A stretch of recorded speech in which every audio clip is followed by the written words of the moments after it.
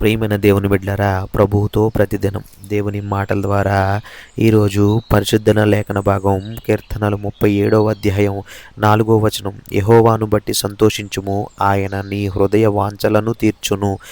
ప్రియమైన దేవుని బిడ్డలారా, ఎప్పుడైతే మన కోరికలు ఎప్పుడైతే మనకి ముందు మన మనస్సు దేవునిలో సంతోషించాలి. అప్పుడే మన ఆశలు కానీ మన కోరికలు కానీ దేవునితో కలిసిపోతాయి. అప్పుడు కలిసిపోయినప్పుడు దేవుడు ఏం చేస్తాడు అంటే మన కోరికల్ని ఆయన చిత్త ప్రకారం నెరవేరుస్తాడు.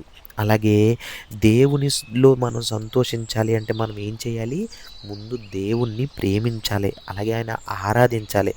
ఎప్పుడైతే ఆయన ఆరాధించి మన హృదయాన్ని దేవునితో అనుసంధానం చేసామో అప్పుడు మన కోరికలన్నీ కూడా ఆయన చిత్తం ప్రకారం నెరవేరి మనం కూడా దేవునిలో భాగస్వాములవుతాం. దేవుడి కొద్ది మాటలు దీవించి ఆశీర్వదించునుగాక. ఆమేన్.